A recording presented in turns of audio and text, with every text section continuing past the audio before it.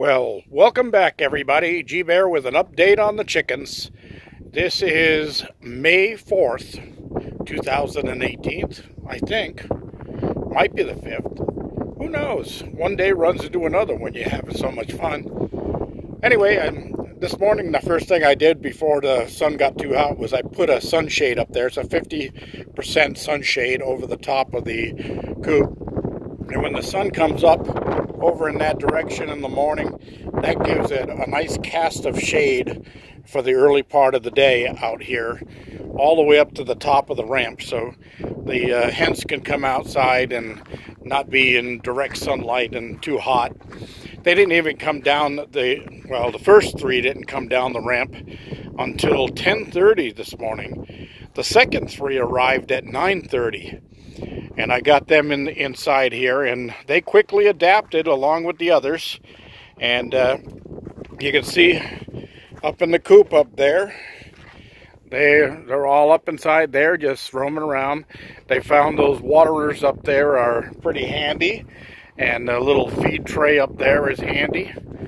And they come down and check things out, and then they go back up inside there. I guess they like it inside that little house because they spent all day up in there.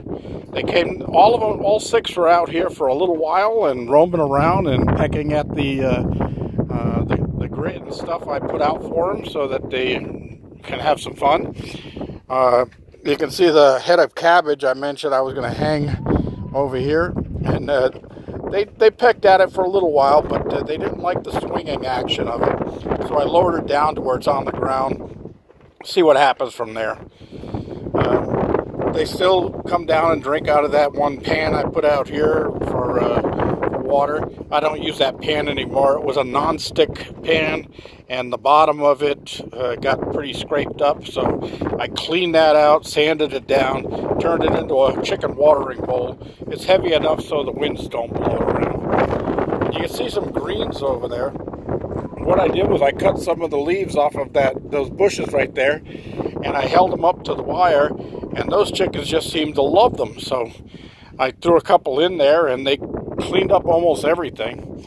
The other thing I did was I held a couple of little sprigs over those other water nipples down on the bottom there, and I got them to realize that water does come out of there, or at least a couple of them did.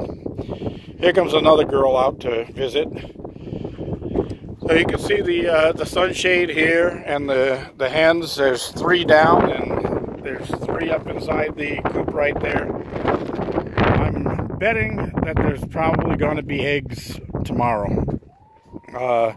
I did add a feed supplement. Of course, it doesn't have any bad stuff in it. It's all natural feed supplement. But I did add a feed supplement to their mesh today that actually produces or helps promote egg laying. We'll see if that helps any. This little girl right here, she follows me around. This one does too. They've already gotten used to me. Wherever I am, wherever my hand is, they like being there. So that one right there I'm kind of worried about. I think that one might be egg bound. I'm going to have to take it out of there and give it a warm water soak and see if that's what the problem is. She just constantly lays down like that, and sometimes goes underneath the ramp there and just hustles and doesn't go in with the other chickens. She always stays outside, except at night. Once all the other hens are inside, she'll mosey on up there and get inside and stay in with the others all night long. But I have a feeling there's something wrong there, so I'm going to pull that one out and see what I can do for her. Also, I'm going to add a little bit of diatomaceous earth to their feed and make sure that we don't have a problem with worms. I don't think that's a problem. I think that one is egg bound. So I'm going to treat her for that tomorrow. That's about it, everybody. G-Bear signing off.